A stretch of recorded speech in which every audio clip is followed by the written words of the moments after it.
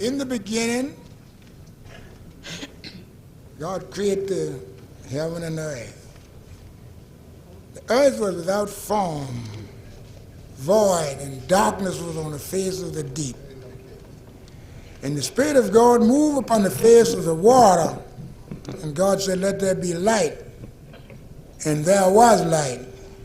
Once there was no sun, Lord, Once there was no sun. Once there was no sun. Lord, I heard angels singing. Hey, this episode is about installing electrical power in a school bus or even an RV that has not been pre-wired or pre-set up for electrical service. In modern RVs and buses and even trailers, these days the lighting is 12 volt. Most of the everyday useful stuff is 12 volts, just because that can be run directly off the batteries. However, there's almost always a 120 volt component, so people can plug coffee maker, a microwave, normal kitchen appliances into 120 volts and thereby live a fairly comfortable day in the RV. I really struggled with the making of this video on how much to show, because it's an enormous and very complex subject, usually handled by experts, trained professionals, electricians, engineers, and the normal guy, you know, who can use a staple gun and a drill and glue cabinets together isn't going to install or attempt to install a electrical service in a bus. However, you can do it, but there's a lot of stuff you have to do in order to keep it safe, because, and I'll say this many times, electricity will kill you. Oh yeah, electricity can kill you. Electricity can kill you. Electricity can kill you. Oh yeah, electricity can kill you. If not done properly. The first thing you have to do, even if you're not going to do the work yourself and hire a professional to do the work, you have to do an energy budget for the facility. I can put your email address down below in the comments, and I can mail you this or email you this spreadsheet. I made it up, but you've got to do an energy budget in order to size, especially the batteries and the solar. There's no way you can size that unless you know what the loads are going to be. You can guess, but you're either going to guess low or you're going to guess high. If you guess low, you put stuff in that's not going to work. It's going to be overloaded. If you guess high, you're going to spend too much money on batteries and circuitry and end up never using them. So you've got to do an energy budget of what the facility is going to need. And I can send you this spreadsheet. It's all set up. Basically, it's fixture, number, volts, amps, hours, kilowatts, kilowatt hours. And you add all that up, and that's used to size your batteries and size your fuse box, the number of circuits, everything. Everything is based off this energy budget. You got to do that.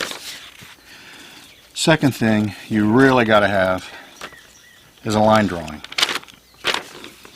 This is a line drawing of the system that's in this bus now. This was prepared by jimindenver.com. He's a nomad also. His business is installing electrical systems and especially solar in buses, RVs, trailers. I'll put his email address in the description below. He works by the hour or lump sum. After many hours of talking to him, a lot of emails, he did this line drawing for me, came up with a spec sheet of all the parts, and even gave me Amazon links so that he could get a piece of the a little piece of the buying these facilities. When you start buying solar facilities, you're spending thousands of dollars, and you know, a percent or two helps a guy out. But I would not undertake something like this without the help of a professional, and Jim in Denver fills that gap, and he can help you or do whatever you want. But again, I have to stress, if you are not familiar with electrical systems and how they work, you're taking a big risk by taking this on yourself. Hire a professional or have a professional help you. Maybe you can help them out. But to design and install something like this from scratch is a big task for a normal person. An electrician could do this. This is pedestrian, easy peasy stuff for an electrician. For those of you out there who know, this bus has been set up now as a 120 volt single phase sub panel, 30 amp sub panel, to be plugged into a master panel. So it's designed and set up and wired as a sub panel to a master panel, and you electricians will know what that means. But that's how this has been set up, mostly and really because the electrical code requires that. Now, that said, if you have reasonable mechanical skills and are willing to learn, you can do this. You can design and do this yourself. The way you avoid killing yourself is by research and learning. The first thing anybody needs to do is read this book by Michael Sokol. It's The No Shock Zone, RV Electrical Safety.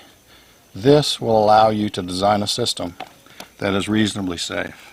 The second book you need to read and know is Will Prowse's Mobile Solar Power.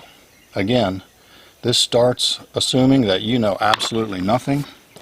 This is electricity for dummies, and when you read these books, you will know what you're doing. Second thing is professional publications. This is NFPA 1192. These are the standards of recreational vehicles. You can order this from Amazon. This basically just says what every RV has to have as a spec. Not a lot of detail in this, but it is a spec on what RVs have to have. The real McCoy, the encyclopedia, is NFPA 70. This is the National Electrical Code. You don't really need much of this. Just a few pages in here apply to a residential 120 volt single phase 30 amp service. But again, the few pages in here that talk about that are the law, for one thing, and tell you the way to do this and make it safe. So all of that said, I think if you're reasonably mechanically, you have an aptitude for it, you can do this yourself. If you do not, and you're not willing to learn, this will kill you, and do not do it. Hire a professional. If you want to save money, be the professional's grunt to do the drilling, all the grunt work, and have the professional do the boxes, the wiring, and all the connections. Because I can't say it enough, electricity will kill you. The big thing to be worried about is what's called a reverse polarity bootleg ground, and a lot of shithole trailer parks, a lot of houses you would plug into. The polarity is reversed. It doesn't have the proper polarity. What that does is throw juice onto the neutral wire. If there's a bootleg ground, and a lot of homes are wired like that, that means you're putting juice on the ground. Guess what that does? That energizes the chassis of the bus. So you've got 120 volts laying on the chassis of the bus, and if you're standing on wet grass, you lean against the bus, bam. Well, George died doing what he loved. In truth, George did not die doing what he loved. George is the victim of a reverse polarity bootleg ground. The objective of this whole thing is to avoid that occurring and make sure the wiring assumes that can occur and bleeds those stray voltages off somewhere else. So that said, enjoy the following video. Again, this is a tough thing to document, and I just took snips and pieces of doing this work and edited them together. Thank you.